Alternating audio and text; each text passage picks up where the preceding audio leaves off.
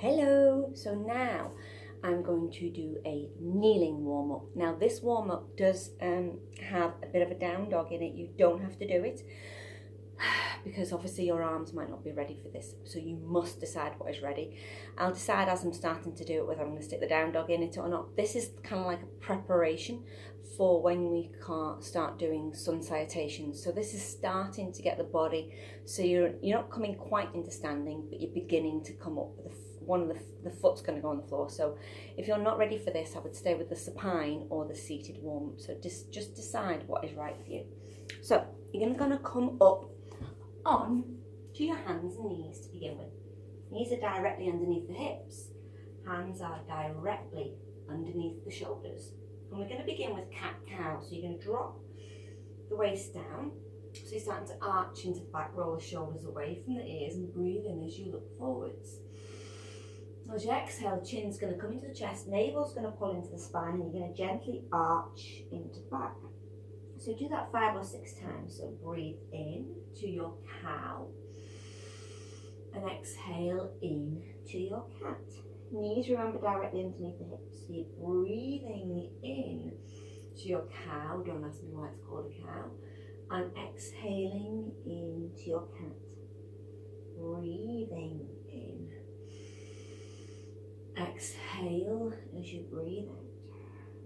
One more time, breathe in to your cow. Exhale in to your cat. Now gently ease the hips down onto the heels. The reason I'm doing this is because I've got peripheral neuropathy in my hands. So that starts to tingle in my hands when I'm doing that too much. So just be aware if you've got any of those sensations, and if it's not good for you, keeping your weight on your hands and feet, your hands, that's when you're going to do the other exercises. The supine one's a better one for you. So when you're ready, you're going to come back up onto your hands and knees. So we're going to come into threading the needle as a warm-up, as we did before in one of the other lessons. So you're going to breathe in, you're going to extend the right arm out to the side, and exhale, bend the left arm as the right arm threads through. So you can do that 3 times. Breathe in, exhale to thread it through, but the shoulder doesn't touch the floor. Breathe in and exhale again, thread it through. Don't let the shoulder touch the floor. Come back to the center, put the hands back down. You're going to do the same on the left side. Breathe in, exhale, thread it through, shoulder doesn't touch. Breathe in, we're doing it as a flow. Exhale, shoulder comes down but doesn't touch. Breathe in and exhale. Shoulder comes down but doesn't touch. Come back to the center. And again, if you need to, you're going to come back into your child's pose, resting the forehead down. If it's too much with the arms, bend the elbows, hands resting so you can put your head down. Remember, if you're anything like me, ease out the wrists. So this next one that we're going to come into, we'll put a little bit more weight on the hand, so just be aware of that. If you've had sentinel node removal, a full removal, you want to make sure that you don't put weight on the hand for too long, remember, because you're building the strength up here. So come back up onto your hands and knees. So make sure your hands are directly underneath the shoulders, and you're going to slide the left foot off the mat. From here, you're going to take the weight into the left hand and the left knee, and you're going to straighten the right leg out behind you. So the foot is directly behind the knee. You're going to begin to turn and open the chest and extend the right arm up towards the ceiling. If it feels okay, drop the arm over the head. If that is not good for you and that's too much of a lateral stretch, place the hand on the waist instead, or extend the arm. You do not have to do that movement, dropping it over the head. And then slowly you're going to come back to the center, bring the knees back underneath the hips, feet back flat to the mat. Breathe back into your cow. Exhale back in to your cat. Do that 2 more times. Breathe back into your cow. Exhale back into your cat. And again, breathe into your cow. Exhale into your cat. And gently drop the hips back down onto the knees. And I'm just doing this because I need this. So ease out the hands. especially when you're doing threading the needle. If it is too much weight on the hand, skip it. Don't take yourself too far. So again, back up onto your hands and knees. This time you're going to slide the right foot off the mat. So you're starting to take the weight in the right hand and the right knee. Extend the left leg out behind, so the left foot is flat to the floor and behind the right knee. And then you're going to open up the chest and extend the left arm up towards the ceiling. Remember, if this is as far as you want to go, don't go any further. Hand can remain on the waist if you need to. If you feel as if you can take it further, you're going to drop the left arm over the head. Now I really feel that now because that's where my scars are. So do be very aware of what's right for you. Remember, if it's better for you, hand remains on the waist. And then slowly ease back to the centre. Soften into your child's pose and just again walk the hands forwards. You need to ease out the wrists. Now this is where we're going to come into a pose where we're going to start to bring the feet into this. Come back onto your hands and knees. Catch hold of the back of the right leg and step the right leg forwards. So you're going to come into a lunge now. And as you bend and sink into this back leg, you're going to work into the hip flexors here. The toe is tucked, is not tucked under, the toes are still flat. If that's uncomfortable, you can tuck them. But bring this foot so the knee is directly over the ankle. Now you can stay here.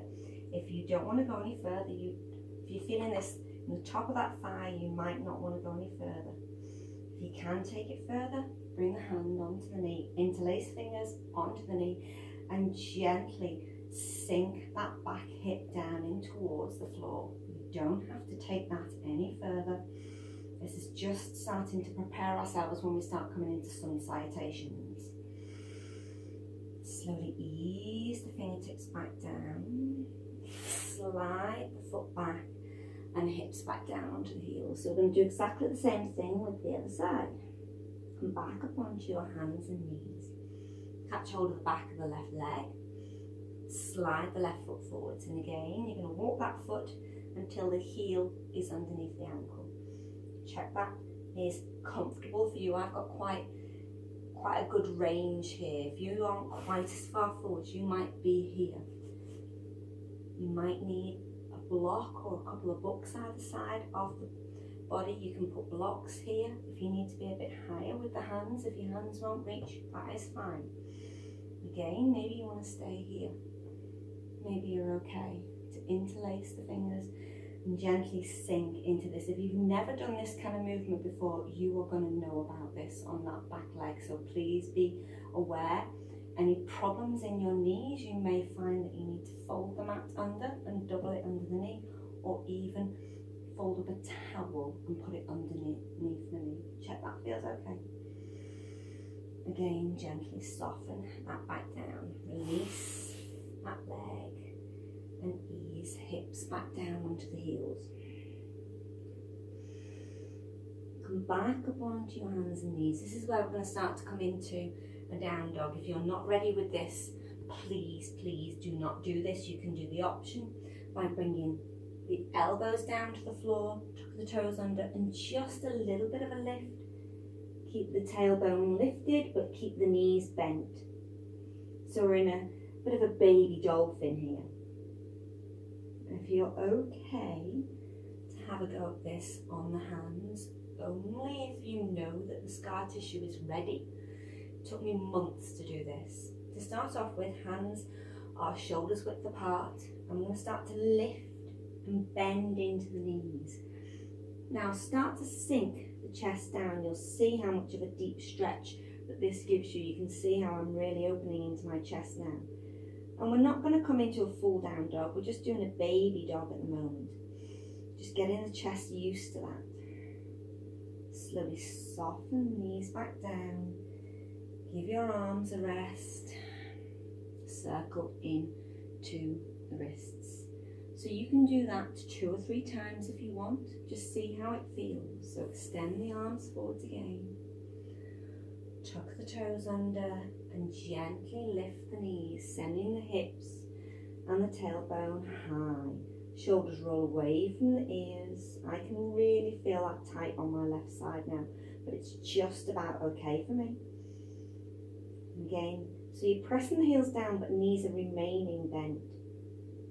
Slowly soften that back down. Release the toes. Back into your child's pose. So again, hands can come either side of the body, or you can make fists and rest your head on your fists.